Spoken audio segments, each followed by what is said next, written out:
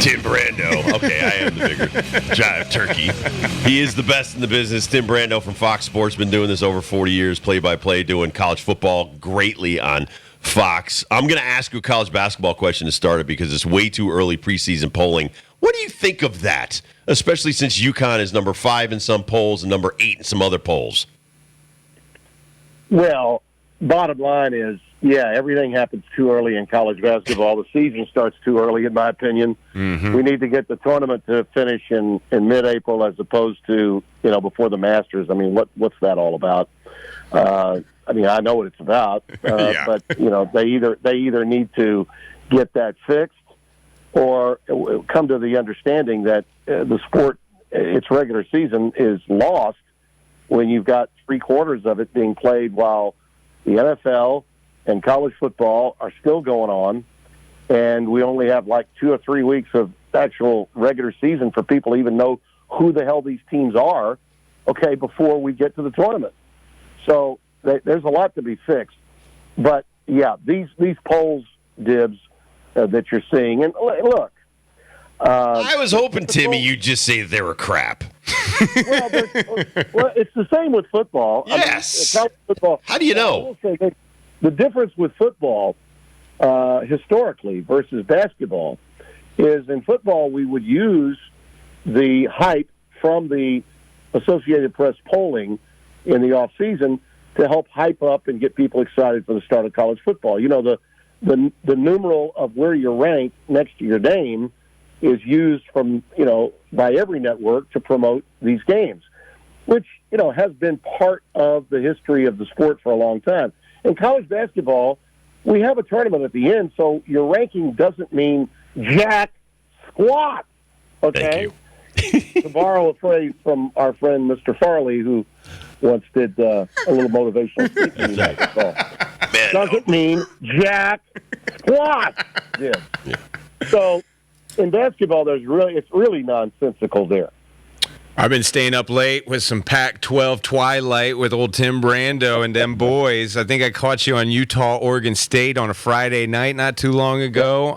You've been bouncing around the West Coast. Give me who you think is the best of that conference. You got Oregon, you got USC, you got Washington. What do you think? Well, right now, you'd have to be the most impressed in terms with Washington's ability to play to their own standard because they really haven't played anyone that is that good just yet, but they've been blowing people out, okay?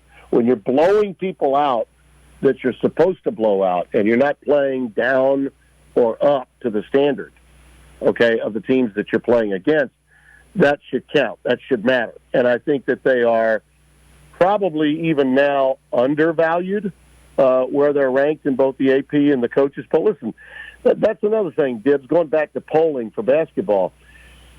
Think about this. I don't know how much you guys have watched of Georgia, but if Georgia were not the 2-time defending champion in college football, do you think they'd be ranked higher than, say, 7th or 6th nationally? No. Okay, yeah, exactly.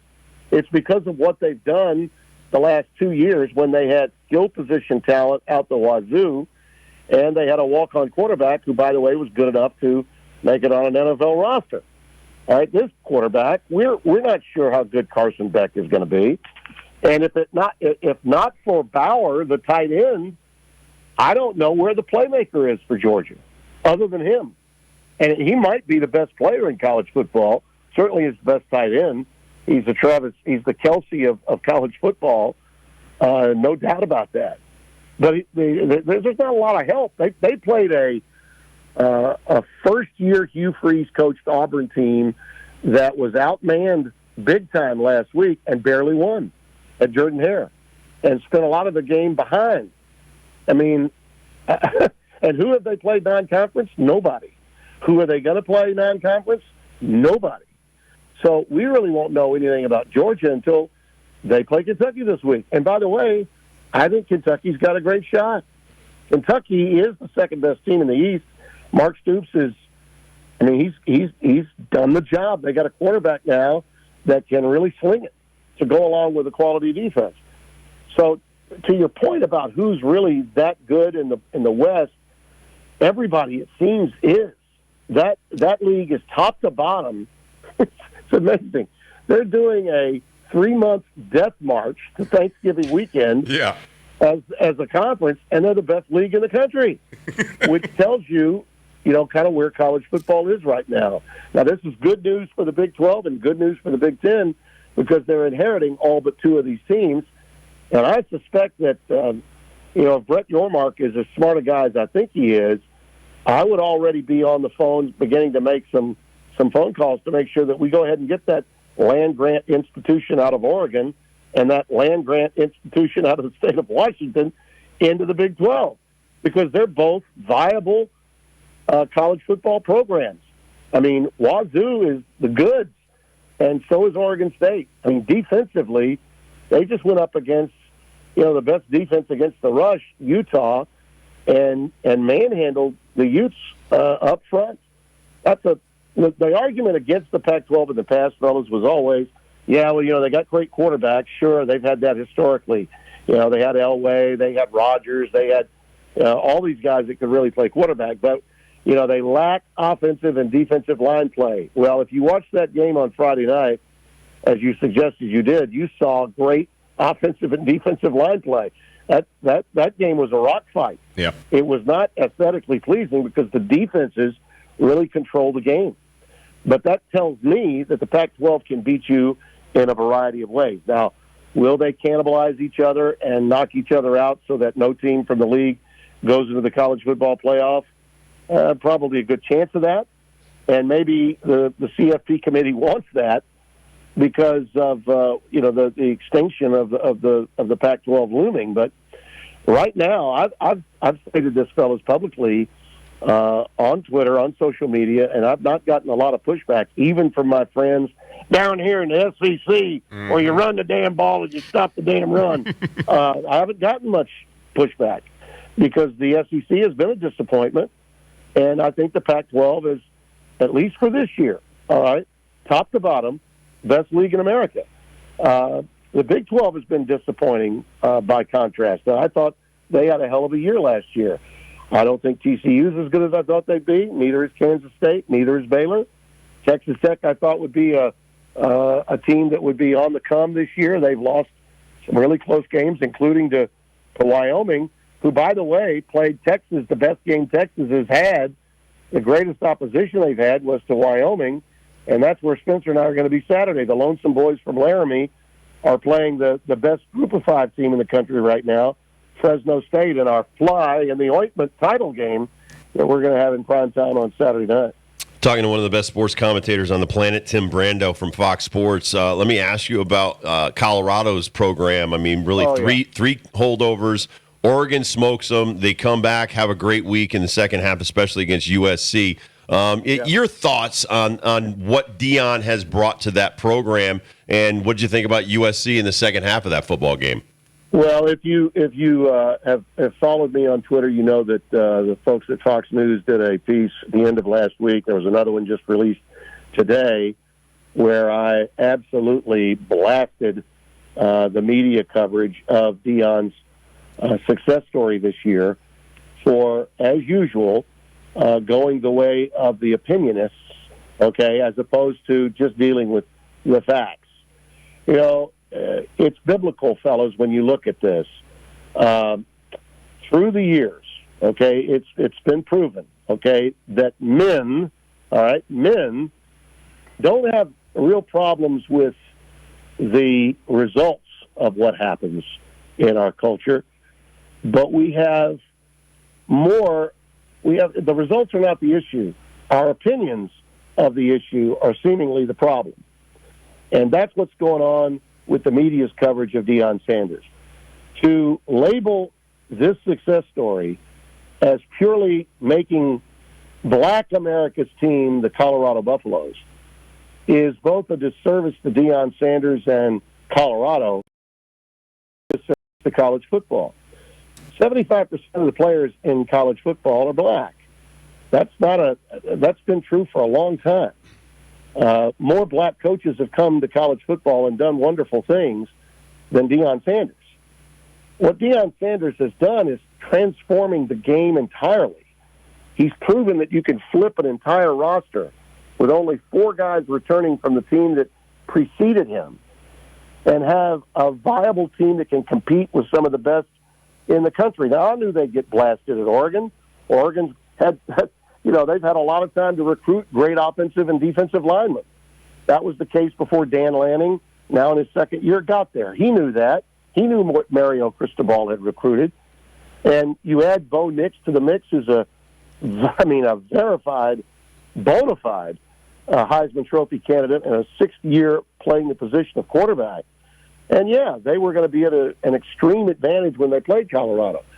Most people thought, and I'm sure maybe you guys did too when you were watching the USC game, midway in the second quarter, oh, boy, here we go again. Yeah. Dion and that Bling, they're going to get their confidence today with the Trojans rolling by them. And then all of a sudden in the second half, Shedeur Sanders did what he did against TCU. He basically abused USC's defense. And I think proved that USC is a not ready for national title contention conversation. Their defense just isn't there, just as it wasn't there a year ago when he won the Heisman. That's not a slight on USC, but it is proof that Colorado is still good and that they can go against really good teams. USC's not a great team. They're not complete. They don't play, nor do they have the great defensive personnel. But Colorado, in a short time, with just months to prepare, can go against Caleb Williams and without a doubt the best offense that I've seen. I've had USC twice. That's an embarrassment of riches that Lincoln Riley has. And their defense actually made some adjustments, Colorado, and they held them at least somewhat in check so that their offense could make a real move and get within, a score of tying the game at one point. So that tells me a lot about Colorado. Coaches are having issues with Deion Sanders' success because they are uncomfortable, fellas, uncomfortable with this quick turnaround. No longer can a new head coach go into a big-time job and say, well, fellas, I'm going to need at least 3 or 4 years. No. You can't do that again. You can't get away with that again. And so he's made a lot of veteran coaches at major institutions and some former head coaches that you now see on television, okay, that were whistling the same tune as those old coaches about how much time it takes to build a winner. He's making them uncomfortable. He's proving you don't, not in today's climate, not with NIL and the transfer portal.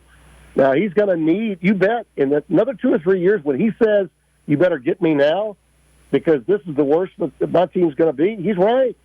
Once he's got a few years to recruit to go along with his ability to procure players through the portal, they're going to be dynamite. I mean, this is a story that when you make it about race is dumbing down what is an historic story in sports, not just college football. And it's demeaning, in my view, to make it just about race. It is basically appealing to the lowest common denominator in our country when you do that.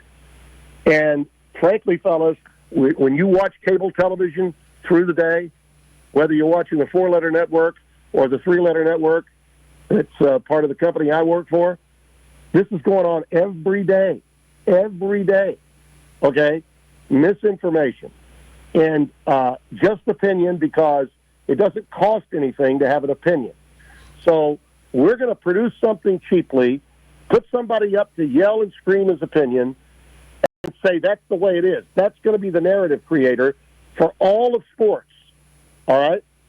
Hey, how about just putting some Denise Austin back on replay and Gillad during the day? Gillad was the guy that I used to watch for 4 hours Gil a day. Jankowicz? Exercise. Yeah. Body by Gil. Yeah, Body by Gil. There you go.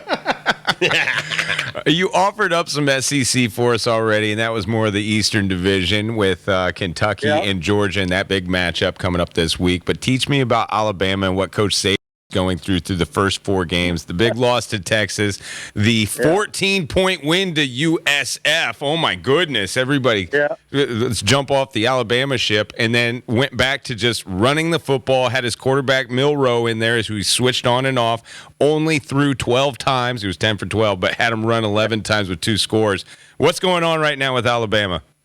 They're a one-dimensional team. Period. End of story. And he the people in Alabama, the fan base, especially those that are my age and older, they lap that up. That's great, boy. We got big and we're going to just run the damn ball. We're going to just line up and just power through people. We love it that way. Play defense and run the damn ball. Roll Tide. Okay, that's what they're doing. All right? Okay, and that'll work.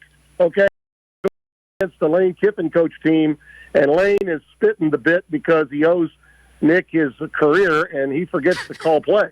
All right, and what does he do the next week?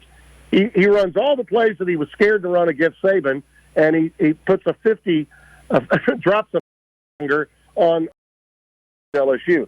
I mean, the Western Division is wide open. And here's what's going to happen, fellas.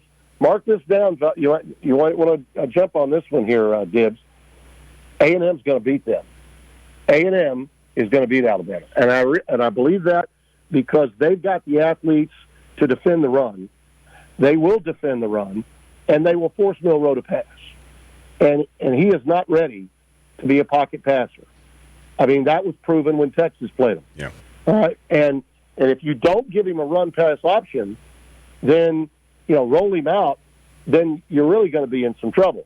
The other thing is A&M has found their quarterback. The transfer from LSU is the goods. He should have been the starting quarterback at the beginning of the year. I think they would have won the Miami game had he been. So I like the Aggies to beat Alabama this week so we can eliminate them from the conversation. Okay? Nick's team will be done. They'll be gone. And they don't deserve to be ranked where they are right now either. They're ranked where they are because of their pure playoff privilege. The West is wide open. You could have a two-loss team win the West. Now, Missouri is undefeated in the East, and they're getting LSU this week. Brian Kelly better get that game because if he doesn't get that game, oh, boy, it'll be hard for him to live in Louisiana. Now, that being said, LSU's talent ensemble on offense would rival USC's. So if their defense can get it together and those guys in the secondary maybe hit a few tackling dummies this week, because they certainly didn't tackle any Rebels last week, LSU every game left, including the Alabama game, and represent the West again in the SEC title game. And you say, well, a two-loss team can't get to the playoff. Let's not forget, it's the SEC we're talking about, and they only have to play 8 conference games, not 9. And that league has weaseled its way into more championships than any other by playing one less conference game than everybody else. So if anyone with 2 losses could get in the CFP, rest assured it's going to be an SEC team. If there was ever a Hall of Fame guest to have on a talk show, you would be in it because you are amazing every time you bring it. You bring your A game every time. So we really appreciate you coming on, Tim, and have a great week and have a great call this weekend. And another thing, have you seen this crap on the floor of the house today? Get out of here, Brando. I'm glad I didn't ask you about Taylor Swift and Kelsey, man. Don't get him go on another 15 minutes. All right, man. Enjoy the rest of your week. Thanks, you, Tim. Tim. Thank you. We'll see you.